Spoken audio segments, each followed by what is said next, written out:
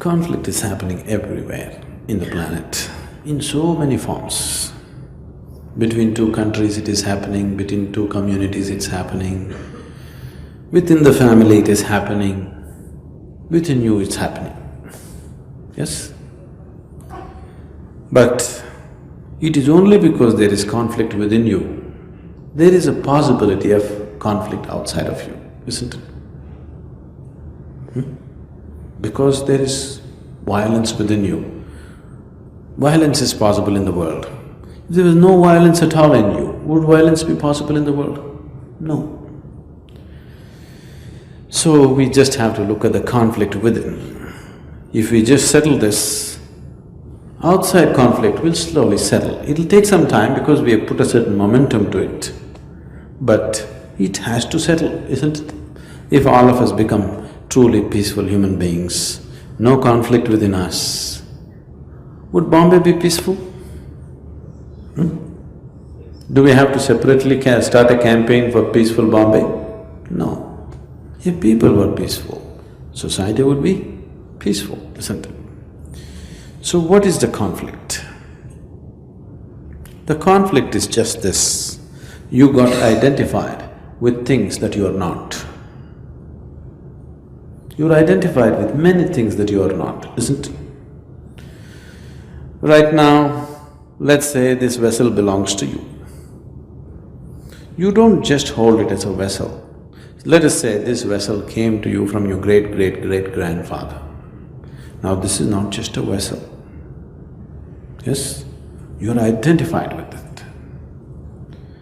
If I just grab this vessel and go away, you're willing to die to get this vessel, isn't it so? Because you're so identified with this vessel now, if I just break this vessel, your heart will break. Just see with how many things you have done this. From the clothes that you wear, to the people who live with you, the house that you live in, the things that you own and possess, everything has become you, isn't it? Yes? So what is you is not here, what is you is spread all over the place. When you are spread all over the place, naturally, wherever you move it gets entangled somewhere.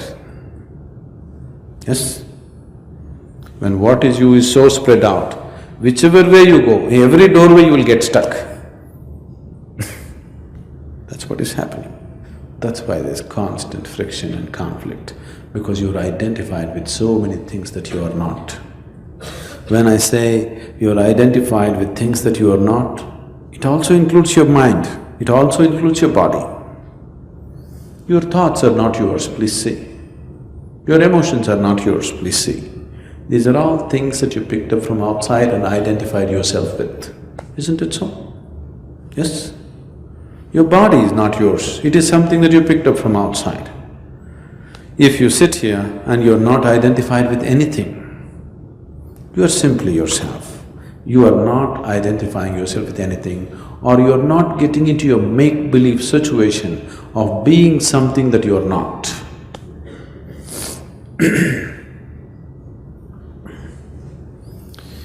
A man went to the psychiatrist. He went and said, "Doctor, all the time I think I'm wet paint. I'm afraid to touch anybody, I don't want anybody to touch me because I think I'm wet paint." Then the doctor said, "That's no problem, I will treat you." 6 months, the doctor gave him very expensive treatment. Then slowly the patient felt better. And then he one day came and said, "Doctor, I'm just feeling fine. I don't feel like that anymore. Thank you very much." He paid his bill and he wanted to shake his hands. The doctor said, "I don't want to get wet paint on my hands."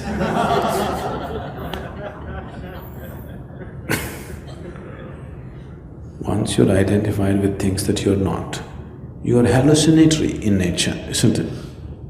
And all the conflict is coming simply because you're not in touch with reality. You're hallucinatory. Your thoughts, your emotions are all coming from certain identifications, isn't it so? If you can sit here, this Shambhavi will do to you. If you sit here, you will see your body is here, your mind seems to be somewhere out there and you are somewhere else. That means you've gotten disidentified with everything. You're just there. Once you're not identified with the body, once you're not identified with the mind, can there be conflict? If you've known any kind of suffering in your life, the suffering has either entered you through your body or through your mind, isn't it so? Do you know any other kind of suffering? Once there is a distance between you and your body, once there's a distance between you and your mind, this is the end of suffering. This being cannot suffer anymore. Question of conflict doesn't arise. And the history of the planet is such. It has been constantly strife-ridden, please see. It's not just today. People are always thinking, why today there is so much violence? It is not so. Violence has always been there on the planet. Always. It is just that today if 50 people die in Iraq, the blood splatters into your house through the television. Yes? The Iraqi blood splatters into your own house, isn't it? But 1,000 years ago, if 1,000 people died in Iraq, you would be still here peacefully eating your morning dosa. Because nobody would tell you about it. So today, wherever something happens and somehow the media is only focused on death and rape and killing and this and that, all the time this is spilling into your house every day through the television or newspaper or whichever way. But 1,000 years ago, even if 10,000 people died somewhere, you would be still sitting here thinking the whole world is Ramarajya or whatever. Even in Ramarajya, there was only violence, isn't it so? Yes? Deception, violence, jealousy, hatred, this is the whole of Ramarajya also, isn't it so? Do you see this? Rama went to forest, why? Jealousy. Rama went to Sri Lanka, why? Greed.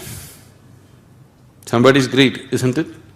And endless battle, on the way battle, at Sri Lanka battle, then burn the whole place down, come back, then you still can't keep your wife, you have to send her to the forest because of some other reason and she dies there. Now you glorify everything, she went into the earth, everybody goes there only. Where else do you think you'll go? You think you'll go to sky? You will also go into the earth only. But if we send you into the earth right now, there is no glorification, it's gory, isn't it? But Sita went into the earth, you glorify it, because 5,000 years later, you can do many things to it, you know. It's a terrible thing, isn't it? A pregnant woman, a woman who is full, with a child in her stomach, not one, two. Maybe they didn't know it's two, but anyway.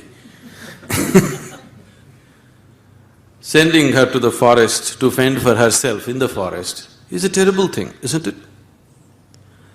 So it has always been happening, I want you to know. You are not willing to look at it, that's all. Violence, greed, anger, hatred, problems, this is not new to this generation. It's always been. It is just that we are talking about it like never before because we are seeing it like never before. Our ability to see across the world is so greatly enhanced, so we are talking about it.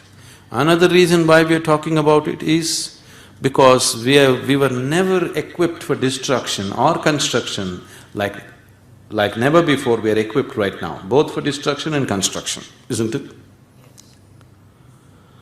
Because we are so heavily equipped, now we have to think little more before we take a step. There was a time, if you got angry, you could just pick up the stick and go. Either you kill that man or he kills you, that's all there is between the two of you. You know, it was always a duel, but not anymore. Today if you get angry, you may end the world. So we are talking more about it. But the human strife has always been. So why is this so? Because simply we are just trapped in the survival process. We're not looking beyond that.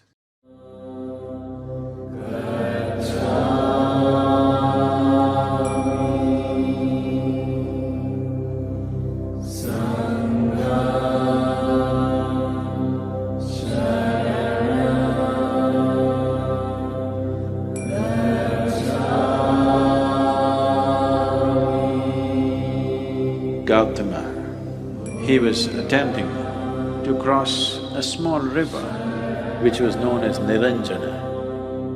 Suddenly he realized the pointlessness of everything that he's been doing.